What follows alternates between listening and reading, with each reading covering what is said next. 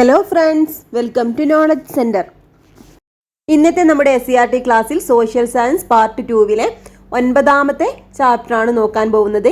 7ാമത്തെയും 8ാമത്തെയും chapter നമ്മൾ കഴിഞ്ഞ ക്ലാസ്സുകളിൽ കംപ്ലീറ്റ് ചെയ്തിട്ടുണ്ട്. ഇന്ന് നമുക്ക് 9ാമത്തെ തുല്യതയിലേക്ക് എന്നുള്ള ചാപ്റ്റർ നോക്കാം. ക്ലാസ് കാണുന്നതിനോടൊപ്പം തന്നെ നിങ്ങളുടെ അഭിപ്രായങ്ങളൊന്ന് കമൻറ്റ് ചെയ്യണേ. നിങ്ങൾക്ക് ഈ ക്ലാസ് യൂസ്ഫുൾ ആവുന്നുണ്ടോ, അതുപോലെ തന്നെ എന്തെങ്കിലും പോരായ്മകളൊക്കെ ഉണ്ടെങ്കിൽ നിങ്ങൾ കമൻറ്റിലൂടെ അറിയിക്കണേ. നിങ്ങൾക്ക് ഈ ക്ലാസ് ഇഷ്ടപ്പെടുകയാണെങ്കിൽ ഒന്ന് ലൈക്ക് ചെയ്യാനും അതുപോലെ സബ്സ്ക്രൈബ് ചെയ്യാതെ കാണുന്നതെന്ന് സബ്സ്ക്രൈബ് ചെയ്ത് സപ്പോർട്ട് ചെയ്യാനും മറക്കരുത്. 9ാമത്തെ ചാപ്റ്ററിൻ്റെ പേരാണ് തുല്യതയിലേക്ക്. തൊഴിലിൽ നിന്നുള്ള വരുമാനത്തിൻ്റെ വ്യത്യാസം എന്ന് പറഞ്ഞിട്ട് ഒരു ഹെഡിങ് കൊടുത്തിട്ടുണ്ട്. താഴെ കുറച്ച് തൊഴിലുകളുടെ വ്യത്യസ്തമായ തൊഴിലുകളുടെ ചിത്രവും കൊടുത്തിട്ടുണ്ട്. വിവിധ തൊഴിലുകളിൽ ഏർപ്പെട്ടിരിക്കുന്നവർക്ക് ഒരേ വരുമാനമാണോ ലഭിക്കുക? തൊഴിലിൻ്റെ സ്വഭാവം അനുസരിച്ച് അതിൽ നിന്നും കിട്ടുന്ന വരുമാനവും വ്യത്യസ്തമാകുന്നു. വരുമാന സ്രോതസ്സുകളുടെ വ്യത്യാസം. വരുമാന സ്രോതസ്സുകളിൽ ഉണ്ടാകുന്ന വ്യത്യാസം കുടുംബ വരുമാനം വ്യത്യസ്തപ്പെടുത്തുന്നതിന് പ്രധാന കാരണമാണ്. ബാങ്ക് നിക്ഷേപം, ഓഹരി നിക്ഷേപം, ആസ്തികൾ എന്നിവ വിവിധ വരുമാന സ്രോതസ്സുകളാണ്. വരുമാന സ്രോതസ്സുകളിലുള്ള വ്യത്യാസമനുസരിച്ച് വരുമാനത്തിലും വ്യത്യാസമുണ്ടാകും. ഉയർന്ന വരുമാനമുള്ളവർക്ക് കൂടുതൽ ആവശ്യങ്ങൾ നിറവേറ്റാൻ കഴിയുന്നു. എന്നാൽ താഴ്ന്ന വരുമാനമുള്ളവർക്ക് അവരുടെ അടിസ്ഥാന ആവശ്യങ്ങൾ പോലും പല അവസരങ്ങളിലും നിറവേറ്റാൻ സാധിക്കാതെ വരുന്നു. വരുമാനത്തിന്റെ ലഭ്യതയുടെ അടിസ്ഥാനത്തിൽ കുടുംബങ്ങളെ 3ആയി തരംതിരിക്കാം. ഉയർന്ന വരുമാനമുള്ള കുടുംബങ്ങൾ, ഇടത്തരം വരുമാനമുള്ള കുടുംബങ്ങൾ, താഴ്ന്ന വരുമാനമുള്ള കുടുംബങ്ങൾ. തൊഴിലിൽ നിന്നും മറ്റു വരുമാന സ്രോതസ്സുകളിൽ നിന്നും ലഭിക്കുന്ന വരുമാനത്തിൽ വ്യത്യാസമുള്ളതായി നിങ്ങൾ ശ്രദ്ധിച്ചില്ലേ? തൊഴിലിലും വരുമാനത്തിനുമുള്ള അസമത്വം സമൂഹത്തിൽ സാമ്പത്തിക അസമത്വത്തിന് കാരണമാകുന്നു. ഒരു സമൂഹത്തിലെ വിഭവങ്ങൾ തുല്യമല്ലാത്ത രീതിയിൽ വിതരണം ചെയ്യുമ്പോഴാണ് അസമത്വം ഉണ്ടാകുന്നത്. ഒരു ബോക്സിൽ സാമ്പത്തിക അസമത്വം എന്താണെന്ന് കൊടുത്തിട്ടുണ്ട്. സാമ്പത്തിക അസമത്വം എന്നത് ഒരു സമൂഹത്തിലെ വ്യക്തികൾ അല്ലെങ്കിൽ സംഘടനകൾക്കിടയിൽ സമ്പത്ത്, വരുമാനം അല്ലെങ്കിൽ വിഭവങ്ങൾ എന്നിവയുടെ അസമമായ വിതരണത്തെ സൂചിപ്പിക്കുന്നു. ഇത് പലപ്പോഴും അവസരങ്ങൾ, വിദ്യാഭ്യാസം, തൊഴിൽ, ആരോഗ്യ സംരക്ഷണം, രാഷ്ട്രീയ അധികാരം എന്നിവയിലേക്കുള്ള പ്രാപ്യതയിലെ അസമത്വത്തിലേക്ക് നയിക്കുന്നു. വിഭവങ്ങളുടെയും അവസരങ്ങളുടെയും കൂടുതൽ തുല്യമായ വിതരണം ലക്ഷ്യമിട്ടുള്ള വിവിധ നയങ്ങളിലൂടെയും സംരംഭങ്ങളിലൂടെയും സാമ്പത്തിക അസമത്വം പരിഹരിക്കാൻ സർക്കാർ ശ്രമിക്കുന്നു. അപ്പോൾ ഈ ഒരു ബോക്സിൽ സാമ്പത്തിക അസമത്വം എന്താണെന്നാണ് കൊടുത്തിട്ടുള്ളത്. സാമ്പത്തിക അസമത്വം മാത്രമാണോ സമൂഹത്തിൽ കാണുന്നത്? കുറിപ്പുകൾ വായിക്കാം. മിശ്രഭോജനം. ജീവൻ നിലനിർത്തുന്നതിന് അനിവാര്യമായ ആഹാരം കഴിക്കുന്ന കാര്യത്തിൽ നിലനിന്നിരുന്ന വിവേചനം അവസാനിപ്പിക്കുന്നതിന് വേണ്ടിയുള്ള നിരവധി സമരങ്ങൾ 19ാം നൂറ്റാണ്ടിന്റെ ആരംഭം മുതൽ കേരളത്തിൽ നടക്കുന്നുണ്ടായിരുന്നു. അയ്യ വൈകുണ്ഠസ്വാമികൾ സ്ഥാപിച്ച സമത്വ സമാജത്തിന്റെ നേതൃത്വത്തിൽ നടന്ന സമപന്തി ഭോജനം മുതൽ നിരവധി സമരങ്ങളാണ് ഇത്തരത്തിൽ നടന്നിട്ടുള്ളത്. ഇതിൽ ഏറ്റവും ശ്രദ്ധേയമായ ഒന്നാണ് 1917 മെയ് 29-ന് എറണാകുളം ജില്ലയിലെ ചേറായിൽ സഹോദരൻ പത്രത്തിന്റെ പത്രാധിപരായ കെ അയ്യപ്പൻ സംഘടിപ്പിച്ച മിശ്രഭോജനം. ഇതുകാരണം അദ്ദേഹത്തിന് കൊടിയ മർദ്ദനവും ഭീഷണിയും നേരിടേണ്ടി വന്നു. വിവേചനത്തിനെതിരായ സമരത്തിലെ ഒരു നിർണായക സംഭവമായിരുന്നു ഇത്. അപ്പോൾ മിശ്രഭോജനം എന്നുള്ള ഒരു ബോക്സാണ് കൊടുത്തിട്ടുള്ളത്. അയ്യ വൈകുണ്ഠസ്വാമികളുടെയും സഹോദരൻ അയ്യപ്പൻ്റെയും ഒരു ചിത്രം കൊടുത്തിട്ടുണ്ട്. മിശ്രഭോജനത്തെക്കുറിച്ച് നമ്മുടെ പാർട്ട് 1-ലും കൊടുത്തിട്ടുണ്ട്. ടെക്സ്റ്റ് ബുക്കിൽ 5ാം ക്ലാസ്സിലെ ടെക്സ്റ്റ് ബുക്കിൽ തന്നെ പാർട്ട് 1 കൊടുത്തിട്ടുണ്ട്. അതുകൊണ്ട് തന്നെ ഇതിന് ഇമ്പോർട്ടൻ്റ് ആണ്. ഡേറ്റ് ഒക്കെ നോട്ട് ചെയ്യണം കേട്ടോ. 1917 മെയ് 29-ന് എറണാകുളം ജില്ലയിലെ ചേറായിലാണ് മിശ്രഭോജനം സംഘടിപ്പിച്ചത്. ആരാണ്? സഹോദരൻ അയ്യപ്പൻ കേട്ടോ. എന്താണ് ഇതിൽ പറഞ്ഞിട്ടുള്ളത്? സമപന്തി ഭോജനം. സമപന്തി ഭോജനം ആരാണ് നേതൃത്വം നൽകിയത്? അയ്യ വൈകുണ്ഠസ്വാമികളാണ്. 19ാം നൂറ്റാണ്ടിലാണ് ഈ ഒരു സമപന്തി ഭോജനത്തിന് അയ്യ വൈകുണ്ഠസ്വാമികൾ നേതൃത്വം കൊടുത്തത്.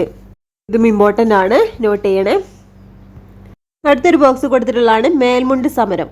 വസ്ത്രധാരണാവകാശത്തിനു വേണ്ടി തെക്കൻ തിരുവിതാംകൂറിലെ സ്ത്രീകൾ 19ാം നൂറ്റാണ്ടിന്റെ ആദ്യം മുതൽ നടത്തി വന്ന സമരമാണ് മേൽമുണ്ട് സമരം. ദീർഘകാലത്തെ സമരത്തിനു ശേഷം ജാതിമത വ്യത്യാസമില്ലാതെ എല്ലാവർക്കും ഇഷ്ടപ്പെട്ട വസ്ത്രം ധരിക്കാനുള്ള അവകാശം നൽകിക്കൊണ്ട് തിരുവിതാംകൂർ സർക്കാർ വിളംബരം പ്രസിദ്ധപ്പെടുത്തി. എങ്കിലും ജാത്യാചാരത്തിന്റെ പേരിൽ പിന്നീടും ഇഷ്ടപ്പെട്ട വസ്ത്രം ധരിക്കാൻ പലർക്കും കഴിഞ്ഞിരുന്നില്ല.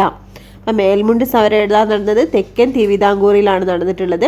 19ാം നൂറ്റാണ്ടിലെ ആദ്യം മുതലാണ് ഈ ഒരു സമരം ആരംഭിച്ചത്.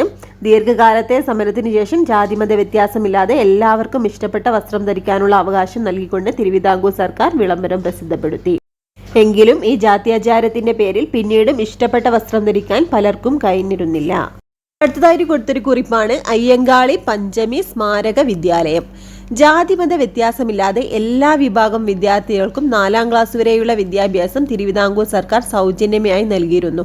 എന്നിട്ടും മേൽജാതിക്കാർ എന്ന് കരുതപ്പെട്ടിരുന്ന വിഭാഗത്തിലെ സ്കൂൾ അധികൃതർ കീഴ്ജാതിക്കാർ എന്ന് കരുതപ്പെട്ടിരുന്ന വിഭാഗത്തിലെ കുട്ടികൾക്ക് പ്രവേശനം നൽകിയിരുന്നില്ല. ഇതിൽ പ്രതിഷേധിച്ചാണ് സർക്കാർ ഉത്തരവ് നടപ്പിലാക്കണമെന്നാവശ്യപ്പെട്ടുകൊണ്ട് പഞ്ചമി എന്ന പേരിലുള്ള ദളിത് ബാലികയുടെ കൈപിടിച്ച് ഊരൂട്ടമ്പലം സ്കൂളിൽ ചെന്ന് പ്രവേശനം നൽകാൻ അയ്യങ്കാളി ആവശ്യപ്പെട്ടത്. പഞ്ചമിക്ക് പ്രവേശനം നൽകാൻ അധികാരികൾ നിർബന്ധിതരായെങ്കിലും അന്നു രാത്രി തന്നെ മേൽജാതിക്കാർ സ്കൂളിന് തീയിട്ടു. കത്തിക്കരിഞ്ഞ ബെഞ്ചിന്റെ മറ്റുപകരണങ്ങളുടെയും അവശേഷിപ്പുകൾ സ്കൂൾ മ്യൂസിയത്തിൽ സൂക്ഷിച്ചിട്ടുണ്ട്. ഈ സ്കൂളിനാണ് അയ്യങ്കാളി പഞ്ചമി സ്മാരക സ്കൂൾ എന്ന് പേരിട്ടിരിക്കുന്നത്. അയ്യങ്കാളി പഞ്ചമി സ്മാരക വിദ്യാലയത്തിന്റെ ഹിസ്റ്ററിയാണ് ഇവിടെ പറയുന്നത്. എല്ലാവർക്കും സൗജന്യമായിട്ട്, അതായത് ജാതിമത വ്യത്യാസമില്ലാതെ എല്ലാ വിഭാഗം വിദ്യാർത്ഥികൾക്കും 4ാം ക്ലാസ് വരെയുള്ള വിദ്യാഭ്യാസം തിരുവിതാംകൂർ സർക്കാർ സൗജന്യമായി നൽകിയിരുന്നു. അത് ഈ ഒരു സർക്കാർ ഉത്തരവ് നടപ്പിലാക്കണമെന്നാവശ്യപ്പെട്ട് പഞ്ചമിയെ എന്ന പേരുള്ള ദളിത് ബാലികയുടെ കൈപിടിച്ച് ഊരൂട്ടമ്പലം സ്കൂളിൽ ചെന്ന് അദ്ദേഹം അയ്യങ്കാളി പ്രവേശനം ആവശ്യപ്പെട്ടു. പ്രവേശനം നൽകാൻ അധികാരികൾ നിർബന്ധിതരായെങ്കിലും അന്നു രാത്രി തന്നെ മേൽജാതിക്കാർ സ്കൂളിന് തീയിടുകയാണ് ഉണ്ടായത്. ഇനി ഈ സ്കൂളിനാണ് അയ്യങ്കാളി പഞ്ചമി സ്മാരക സ്കൂൾ എന്ന് പേരിട്ടിരിക്കുന്നത്. സാമൂഹികമായി എല്ലാ ജനവിഭാഗങ്ങളും തുല്യതയില്ലാത്ത അവസ്ഥയാണ് സാമൂഹിക അസമത്വം. പദവി, അവകാശങ്ങൾ, അവസരങ്ങൾ എന്നിവയിൽ തുല്യമല്ലാത്ത അവസ്ഥ സാമൂഹിക അസമത്വം സൃഷ്ടിക്കുന്നു. അപ്പോൾ സാമൂഹികമായി എല്ലാ ജനവിഭാഗങ്ങളും തുല്യരല്ലാത്ത അവസ്ഥയാണ് സാമൂഹിക അസമത്വം. പദവി, അവകാശങ്ങൾ, അവസരങ്ങൾ എന്നിവയിൽ തുല്യമല്ലാത്ത അവസ്ഥ സാമൂഹിക അസമത്വം സൃഷ്ടിക്കുന്നു. ഇനി സാമൂഹിക അസമത്വം എന്താണെന്ന് ഒരു ബോക്സ് കൊടുത്തിട്ടുണ്ട്. സാമൂഹിക അസമത്വം എന്നത് ഒരു സമൂഹത്തിനുള്ളിലെ വിഭവങ്ങൾ, അവസരങ്ങൾ, പദവികൾ എന്നിവയുടെ അസമമായ വിതരണത്തെ സൂചിപ്പിക്കുന്നു. വരുമാനത്തിലെ അസമത്വം, സമ്പത്തിലെ അസമത്വം, വിദ്യാഭ്യാസത്തിനും ആരോഗ്യ പരിപാലനത്തിനും അവസരമില്ലായ്മ, വംശം, ജാതി, ലിംഗ, പദവി എന്നിവയിലെ അടിസ്ഥാനമാക്കിയുള്ള വിവേചനം, രാഷ്ട്രീയ സാമൂഹിക സ്ഥാപനങ്ങളിലെ അസമമായ പ്രാതിനിധ്യം എന്നിങ്ങനെ വിവിധ രൂപങ്ങളിൽ സാമൂഹിക അസമത്വം പ്രകടമാകുന്നു. സാമൂഹിക അസമത്വത്തെ ഉന്മൂലനം ചെയ്യുന്നതിനായി സമൂഹത്തിലെ എല്ലാ അംഗങ്ങൾക്കും തുല്യത, നീതി, തുല്യ അവസരങ്ങൾ എന്നിവ ലക്ഷ്യമിട്ടുള്ള നയങ്ങൾ സർക്കാർ രൂപീകരിക്കുന്നു. അപ്പോൾ സാമൂഹിക അസമത്വം ഇല്ലായ്മ ചെയ്യുന്നതിനായി എന്താണ്, എല്ലാ അംഗങ്ങൾക്കും തുല്യത, നീതി, തുല്യ അവസരങ്ങൾ എന്നിവ ലക്ഷ്യമിട്ടുള്ള നയങ്ങളാണ് സർക്കാർ രൂപീകരിക്കുന്നത്.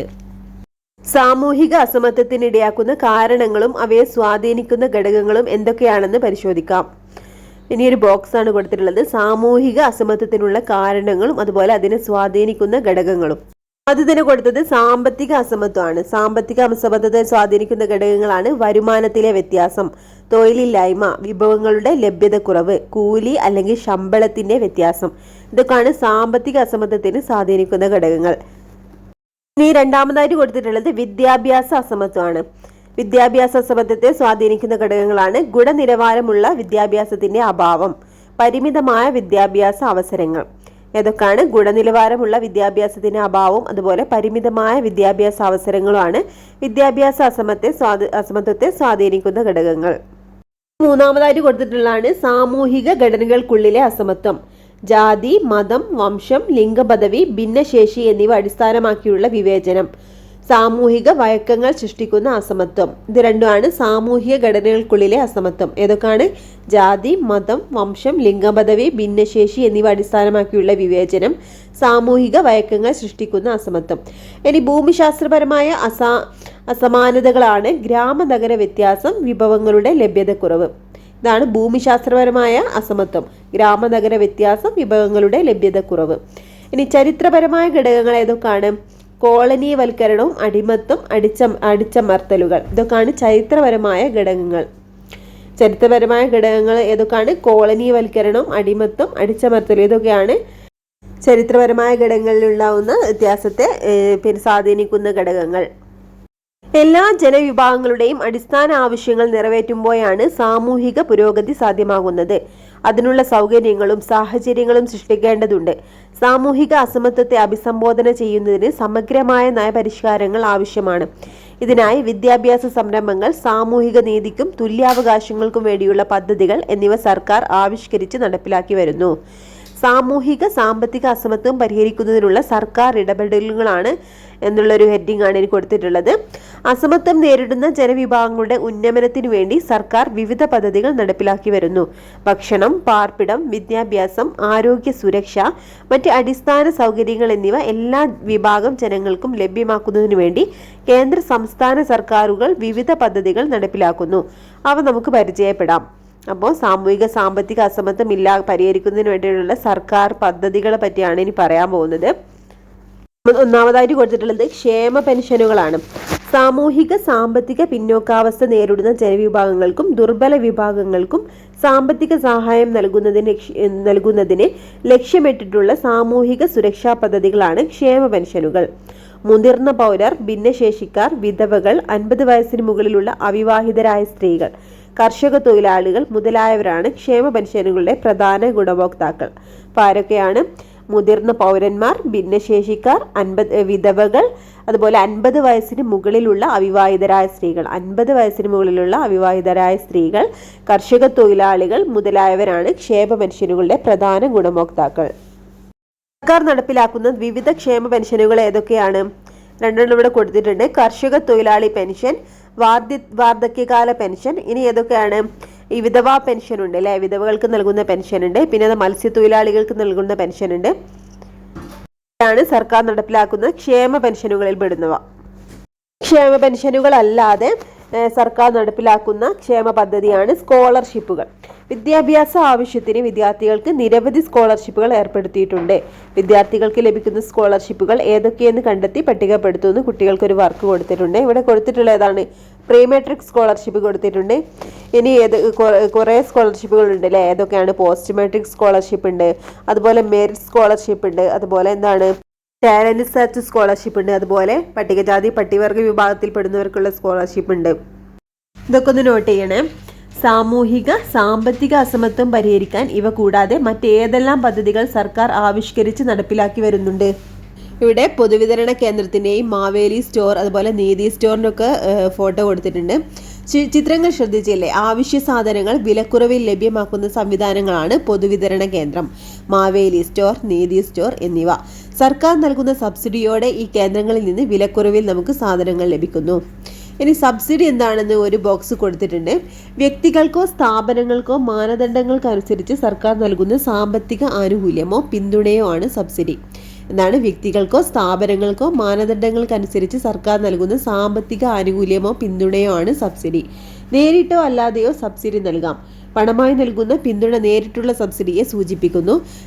നികുതി നിരക്ക് കുറയ്ക്കുക, വായ്പകൾ കുറഞ്ഞ പലിശ ഈടാക്കുക എന്നിവ പരോക്ഷ സബ്സിഡിയിൽ പെടുന്നു.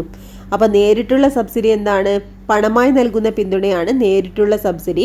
ഇനി പരോക്ഷ സബ്സിഡി എന്താണ്? വായ്പകൾ കുറഞ്ഞ പലിശ ഈടാക്കുക എന്നിവയാണ് പരോക്ഷ സബ്സിഡിയിൽ പെടുന്നത്. ദാരിദ്ര്യ ലഘൂകരണത്തിനും സാമൂഹിക അസമത്വം കുറയ്ക്കുന്നതിനുമായി നിരവധി പദ്ധതികളും പരിപാടികളും കേന്ദ്ര സംസ്ഥാന സർക്കാരുകളും തദ്ദേശ സ്വയംഭരണ സ്ഥാപനങ്ങളും നടപ്പിലാക്കി വരുന്നുണ്ട്. അവയിൽ ചിലത് നമുക്ക് പരിചയപ്പെടാം. പറഞ്ഞിട്ടുള്ള മഹാത്മാഗാന്ധി ദേശീയ ഗ്രാമീണ തൊഴിലുറപ്പ് പദ്ധതി കൊടുത്തിട്ടുണ്ട്. ഗ്രാമീണ മേഖലയിൽ അധിവസിക്കുന്ന ഏതൊരു കുടുംബത്തിനും ഒരു സാമ്പത്തിക വർഷം 100 ദിവസത്തിൽ കുറയാത്ത അവിദഗ്ധ കായിക തൊഴിൽ ഈ പദ്ധതിയിലൂടെ ഉറപ്പാക്കുന്നു. 18 വയസ്സിന് മുകളിലുള്ള വ്യക്തികളാണ് ഇതിന് ഗുണഭോക്താക്കൾ. കേന്ദ്ര സംസ്ഥാന സർക്കാരുകൾ ആവിഷ്കരിച്ച് നടപ്പിലാക്കുന്ന ദാരിദ്ര്യ നിർമ്മാർജ്ജന പദ്ധതിയാണിത്. അപ്പോൾ ഇതൊക്കെ ഇമ്പോർട്ടൻ്റ് ആണ്, നോട്ട് ചെയ്യണേ. എന്താണ്? 18 വയസ്സിന് മുകളിലുള്ള വ്യക്തികളാണ് മഹാത്മാഗാന്ധി ദേശീയ ഗ്രാമീണ തൊഴിലുറപ്പ് പദ്ധതിയുടെ ഗുണഭോക്താക്കൾ. 18 വയസ്സിന് മുകളിലുള്ള വ്യക്തികൾ. കേന്ദ്ര സംസ്ഥാന സർക്കാരുകൾ ആവിഷ്കരിച്ച് നടപ്പിലാക്കുന്ന ദാരിദ്ര്യ നിർമ്മാർജ്ജന പദ്ധതിയാണ് ഇത്. ഇനി അടുത്തതായിട്ട് കൊടുത്ത പദ്ധതിയാണ് ലൈഫ് മിഷൻ. കേരളത്തിലെ എല്ലാ ഭൂരഹിത ഭവനരഹിതർക്കും ഭവനം പൂർത്തിയാക്കാത്തവർക്കും നിലവിലുള്ള പാർപ്പിടം വാസയോഗ്യമല്ലാത്തവർക്കും സുരക്ഷിതവും മാന്യവുമായ പാർപ്പിട സംവിധാനം ഒരുക്കി നൽകുക എന്നതാണ് സമ്പൂർണ്ണ പാർപ്പിട പദ്ധതി അല്ലെങ്കിൽ ലൈഫിൻ്റെ പദ്ധതിയുടെ ലക്ഷ്യം. കേരള സർക്കാരുകൾ ആവിഷ്കരിച്ച് നടപ്പിലാക്കുന്ന ഒരു പദ്ധതിയാണ് ലൈഫ് മിഷൻ പദ്ധതി. അപ്പോൾ എന്താണ് ലൈഫ് മിഷൻ പദ്ധതി? കേരളത്തിലെ എല്ലാ ഭൂരഹിത ഭവനരഹിതർക്കും അതുപോലെ ഭവനം പൂർത്തിയാക്കാത്തവർക്കും നിലവിലുള്ള പാർപ്പിടം വാസയോഗ്യമല്ലാത്തവർക്കും സുരക്ഷിതവും മാന്യവുമായ പാർപ്പിട സംവിധാനം ഒരുക്കി നൽകുന്നതാണ് എന്താണ് ലൈഫ് മിഷൻ പദ്ധതി അല്ലെങ്കിൽ പാർപ്പിട പദ്ധതിയുടെ ലക്ഷ്യം. കേന്ദ്ര കേരള സർക്കാരുകൾ ആവിഷ്കരിച്ച് നടപ്പിലാക്കുന്ന പദ്ധതിയാണിത്. അടുത്തൊരു പദ്ധതിയാണ് തീരമൈത്രി. മത്സ്യത്തൊഴിലാളി സമൂഹത്തിലെ കുടുംബങ്ങളിലെ വനിതകളെ സംരംഭകരാക്കി സമൂഹത്തിന്റെ മുഖ്യധാരയിൽ എത്തിക്കുന്നതിനായി ചെറുകിട തൊഴിൽ സംരംഭങ്ങളുടെ വികസന പദ്ധതി കേരള സർക്കാർ നടപ്പിലാക്കി വരുന്നു. കേരളത്തിലുടനീളം നടപ്പിലാക്കുന്ന ഈ പദ്ധതിയിലൂടെ മത്സ്യത്തൊഴിലാളി വനിതകളുടെ സാമൂഹിക സാമ്പത്തിക ശാക്തീകരണം ഉറപ്പുവരുത്തുന്നതിന് സാധിക്കും. അപ്പം എന്താണ് തീരാമൈത്രി? മത്സ്യത്തൊഴിലാളി സമൂഹത്തിലെ കുടുംബങ്ങളിലെ വനിതകളെ സംരംഭകരാക്കി സമൂഹത്തിന്റെ മുഖ്യധാരയിൽ എത്തിക്കുന്നതിനായി ചെറുകിട തൊഴിൽ സംരംഭങ്ങളുടെ വികസന പദ്ധതി കേരള സർക്കാർ നടപ്പിലാക്കി വരുന്നുണ്ട്. കേരളത്തിലുടനീളം നടപ്പിലാക്കുന്ന ഈ പദ്ധതിയിലൂടെ മത്സ്യത്തൊഴിലാളി വനിതകളുടെ സാമൂഹിക സാമ്പത്തിക ശാക്തീകരണം ഉറപ്പുവരുത്തുന്നതിന് സാധിക്കും. അടുത്തതായിട്ട് കൊടുത്തൊരു പദ്ധതിയാണ് കൈവല്യ. ഭിന്നശേഷിയുള്ള ഉദ്യോഗാർത്ഥികൾക്കായി കേരള സർക്കാർ നടപ്പിലാക്കുന്ന പുനരധിവാസ പദ്ധതിയാണ് ഇത്. കൈവല്യ എന്ന് പറയുന്നത് അവസര തുല്യത, സാമൂഹിക ഉൾച്ചേർക്കൽ എന്നിവയാണ് ഈ പദ്ധതിയുടെ ലക്ഷ്യം. അപ്പോൾ കൈവല്യ പദ്ധതിയുടെ ഗുണഭോക്താക്കൾ ആരാണ്? ഭിന്നശേഷിയുള്ള ഉദ്യോഗാർത്ഥികളാണ്. ഉദ്യോഗാർത്ഥികൾക്കായിട്ടാണ് കൈവല്യ പദ്ധതി നടപ്പിലാക്കുന്നത്. എന്താണ്? അവസര തുല്യത, സാമൂഹിക ഉൾച്ചേർക്കൽ എന്നിവയാണ് ഈ പദ്ധതിയുടെ ലക്ഷ്യം. ഇനി വിദ്യാവാഹിനി എന്ന പദ്ധതി എന്താണ്? ഗോത്ര സമൂഹത്തിലെ വിദ്യാർത്ഥികൾക്ക് സ്കൂളിൽ പോയി വരാൻ വാഹന സൗകര്യം ഒരുക്കുന്ന ഒരു പദ്ധതിയാണ് വിദ്യാവാഹിനി. കുട്ടികളുടെ യാത്രാ സൗകര്യം ഉറപ്പുവരുത്തി കൊയിഞ്ഞുപോക്ക് തടയുക എന്ന ലക്ഷ്യത്തോടു കൂടിയാണ് ഈ പദ്ധതി നടപ്പിലാക്കുന്നത്. അപ്പോൾ എന്താണ് വിദ്യാവാഹിനി? ഗോത്ര സമൂഹത്തിലെ വിദ്യാർത്ഥികളാണ് വിദ്യാവാഹിനി എന്നിട്ടുള്ള പദ്ധതിയുടെ ഗുണഭോക്താക്കൾ. അവർക്ക് സ്കൂളിൽ പോയി വരാൻ വാഹന സൗകര്യം ഒരുക്കുന്ന ഒരു പദ്ധതിയാണ് എന്ത്? വിദ്യാവാഹിനി. കുട്ടികളുടെ യാത്രാ സൗകര്യം ഉറപ്പുവരുത്തി സ്കൂളിലുള്ള കൊയിഞ്ഞുപോക്ക് തടയുക എന്ന ലക്ഷ്യത്തോടു കൂടിയാണ് ഈ പദ്ധതി നടപ്പിലാക്കുന്നത്. അപ്പോൾ ഈ എല്ലാ പദ്ധതികളും ഇമ്പോർട്ടൻ്റ് ആണ് കേട്ടോ, നോട്ട് ചെയ്യണേ. ഇനി അടുത്ത് കൊടുത്തിട്ടുള്ളതാണ് ജനനി ജന്മരക്ഷ. ഗോത്ര വിഭാഗത്തിൽപ്പെട്ട ഗർഭിണികൾക്കും അമ്മമാർക്കും പോഷകാഹാരം ലഭിക്കുന്നതിന് കേരള സർക്കാർ നടപ്പിലാക്കുന്ന ഒരു പദ്ധതിയാണ് ജനനി ജന്മരക്ഷ. ഏതാണ്? ഗോത്ര വിഭാഗത്തിൽപ്പെട്ട ഗർഭിണികൾക്കും അമ്മമാർക്കും പോഷകാഹാരം ലഭിക്കുന്നതിന് കേരള സർക്കാർ നടപ്പിലാക്കുന്ന ഒരു പദ്ധതിയാണ് ജനനി ജന്മരക്ഷ. ഇനി പ്രതിഭാതീരം. പ്രതിഭാതീരം ആർക്കാണ്? തീരദേശ മേഖലയിലെ കുട്ടികളുടെ വിദ്യാഭ്യാസ പുരോഗതിക്കായി കേരള സർക്കാർ നടപ്പിലാക്കുന്ന ഒരു പദ്ധതിയാണ് പ്രതിഭാതീരം. പ്രതിഭാതീരം എന്നാരാണ്? തീരദേശ മേഖലയിലെ കുട്ടികൾക്കാണ് കേട്ടോ. കുട്ടികളുടെ വിദ്യാഭ്യാസ പുരോഗതിക്കായിട്ടുള്ള ഒരു കേരള സർക്കാർ പദ്ധതിയാണ് പ്രതിഭാതീരം. ഇനി അടുത്തതാണ് ഗോത്രബന്ധു. ഗോത്രബന്ധു ഗോത്ര വിഭാഗത്തിൽപ്പെട്ട വിദ്യാർത്ഥികളുടെ ഭാഷാ പ്രശ്നം പരിഹരിക്കുക, അതുപോലെ സ്കൂളിലുള്ള കൊയിഞ്ഞുപോക്ക് തടയുക എന്നീ ലക്ഷ്യങ്ങൾ കൈവരിക്കുന്നതിന് ഗോത്രഭാഷയിലും മലയാളത്തിലും പരിജ്ഞാനമുള്ള യോഗ്യരായ ഗോത്ര വിഭാഗക്കാരെ പ്രൈമറി സ്കൂളുകളിൽ അധ്യാപകരായിട്ട് നിയമിക്കുന്ന കേരള സർക്കാരിൻ്റെ ഒരു പദ്ധതിയാണ് ഗോത്രബന്ധു. അപ്പോൾ ഇത് ഇമ്പോർട്ടൻ്റ് ആണ്, ഇത് എല്ലാവർക്കും അറിയണമെന്നില്ല, ഇത് നോട്ട് ചെയ്യണേ. ഗോത്രബന്ധു എന്താണ്? ഗോത്ര വിഭാഗത്തിൽപ്പെട്ട വിദ്യാർത്ഥികളുടെ ഭാഷാ പ്രശ്നം പരിഹരിക്കുക, കൊയിഞ്ഞുപോക്ക് തടയുക എന്നീ ലക്ഷ്യങ്ങൾ കൈവരിക്കുന്നതിന് ഗോത്രഭാഷയിലും മലയാളത്തിലും പരിജ്ഞാനമുള്ള യോഗ്യരായ ഗോത്ര വിഭാഗക്കാരെ പ്രൈമറി സ്കൂളുകളിൽ അധ്യാപകരായിട്ട് നിയമിക്കുന്ന ഒരു കേരള സർക്കാരിൻ്റെ പദ്ധതിയാണ് ഗോത്രബന്ധു. അപ്പോൾ ജനനി ജന്മരക്ഷ, പ്രതിഭാതീരം, ഗോത്രബന്ധു ഇതൊക്കെ ഒന്ന് നോട്ട് ചെയ്യണം. ഇതിൻ്റെ ഗുണഭോക്താക്കൾ ആരൊക്കെയാണെന്നുള്ളതും ഇമ്പോർട്ടൻ്റ് ആണ്. ഭൂമിശാസ്ത്രപരമായും ചരിത്രപരവും വിദ്യാഭ്യാസപരവും സാമ്പത്തികപരവുമായ ഘടകങ്ങൾ സാമൂഹിക അസമത്വത്തിന് കാരണമാകുന്നത് എങ്ങനെയെന്ന് ചർച്ച ചെയ്താലോ? ഇത്തരം അസമത്വങ്ങൾ സാമൂഹിക പുരോഗതിക്ക് തടസ്സം സൃഷ്ടിക്കുന്നുണ്ട്. ഭരണഘടന പൗരന്മാർക്ക് ഉറപ്പു നൽകുന്ന തുല്യതയിലേക്ക് എല്ലാ മനുഷ്യരെയും എത്തിക്കുന്നതിനും സാമൂഹിക പുരോഗതി സാധ്യമാക്കുന്നതിനും കേന്ദ്ര സംസ്ഥാന സർക്കാരുകൾ വിവിധ പദ്ധതികൾ ആവിഷ്കരിച്ചു നടപ്പിലാക്കി വരുന്നു. അടിസ്ഥാന ആവശ്യങ്ങൾ നിറവേറ്റാനും സ്വതന്ത്രരായി ജീവിക്കാനുമുള്ള അവസരം എല്ലാ മനുഷ്യർക്കും ഉണ്ടാകണം. എല്ലാ മനുഷ്യരും തുല്യരാണെന്ന് വസ്തുത തിരിച്ചറിഞ്ഞ് അസമത്വം നേരിടുന്ന ജനവിഭാഗങ്ങളെ ചേർത്തു നിർത്തേണ്ടതിൻ്റെ ആവശ്യകത ബോധ്യപ്പെട്ട് സമൂഹത്തിൽ നാം ഇടപെടേണ്ടതുണ്ട്. അപ്പം ഇത്രയൊക്കെയാണ് ഈ ഒരു ചാപ്റ്ററിലുള്ളത്. അപ്പോൾ ഈ ഒരു ചാപ്റ്ററിൽ ഇമ്പോർട്ടൻ്റ് ആണെന്ന് പറഞ്ഞിട്ടുള്ള കാര്യങ്ങളൊക്കെ ഒന്ന് നോട്ട് ചെയ്യണേ. എല്ലാ പദ്ധതികളും ഇമ്പോർട്ടൻ്റ് ആണ്. VSCയുടെ പ്രീവിയസ് ക്വസ്റ്റ്യൻസ് ആണ് ഇതെല്ലാം. അതുകൊണ്ട് തന്നെ തീർച്ചയായും ഇതൊക്കെ നോട്ട് ചെയ്ത് പഠിക്കണേ. റിലേറ്റഡ് ആയിട്ടുള്ള പറഞ്ഞിട്ടുള്ള കാര്യങ്ങളൊക്കെ നോട്ട് ചെയ്യണേ. അപ്പോൾ നമ്മുടെ ടെലിഗ്രാമിൽ ജോയിൻ ചെയ്യാത്തവർ ഉടൻ തന്നെ ജോയിൻ ചെയ്യണേ. ലിങ്ക് ഞാൻ ഡിസ്ക്രിപ്ഷൻ ബോക്സ് കൊടുത്തിട്ടുണ്ട്. Okay friends, thank you.